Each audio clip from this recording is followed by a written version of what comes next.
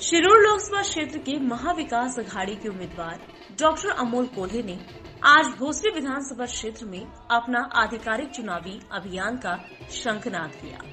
Doctor Amol Kolhe ने मोशी के नागेश्वर मंदिर में नारियल तोड़कर अपने अभियान की शुरुआत की।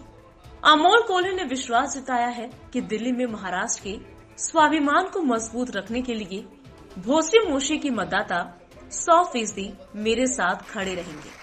इसके साथ उन्होंने ये भी विश्वास जताया कि उनके संसदीय क्षेत्र में ट्रैफिक जाम की समस्या का समाधान हो गया है और बाकी समस्याएं भी जल्द ही सुलझ जाएंगी।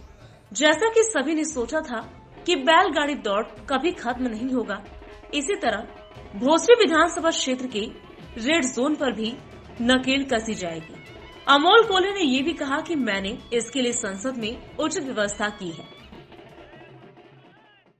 उदंड प्रतिसाद आज खरं तर वैयक्तिक भेटींचा हा दिवस होता, परंतु ज्या पद्धतीने भोसरी विधानसभेमध्ये स्वागत होतंय याला एक नकळत गाव भेटीचंच रूप आलंय।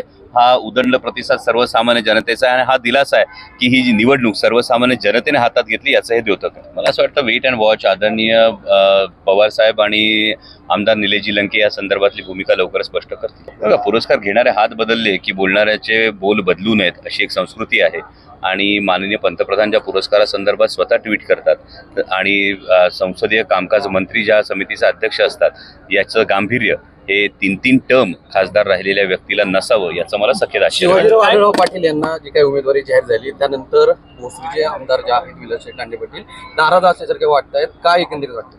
हे बघा, एक तर पहिली गोष्ट म्हणजे अजून अधिकृत उमेदवारी जाहीर झाल्याचं माझ्या वाचनात आलेलं नाही आणि दुसरी महत्वाची गोष्ट म्हणजे भोसरीचे प्रथम आमदार विलास दांडे पाटील यांनी 2009 मध्ये निवडणूक लढवली होती। 2019 मध्ये सुद्धा त्यांनी खूप तयारी केल्यानंतर केवळ पक्षाच्या सांगण्यावरून विलास दांडे पाटील यांनी माघार घेऊन माझ्या पाठीशी ते खंबीरपणे उभे राहिले होते आणि यावेळी ते इच्छुक होते। त्यामुळे इतका दांडगा जनसंपर्क असलेल्या इतक्या सातत्यानं काम करणाऱ्या नेतृत्वाला डावलून जर एखादा ज्यांच्या विरोधात 20 वर्ष संघर्ष केला तोच उमेदवार जर लादला गेला तर स्वाभाविक असं नेतृत्व नाराज होणं स्वाभाविक। 2 राष्ट्रवादी समोरासमोर नाही, यामध्ये भारतीय जनता पक्ष आणि त्यांचे मित्र पक्ष जे महाराष्ट्राचा स्वाभिमान डिवचत आहेत आणि त्यांच्या विरोधात दडपशाही करतात आणि त्यांच्या विरोधामध्ये सर्वसामान्य मराठी जनता, सर्वसामान्य भारतीय जनता अशी लढत आहे।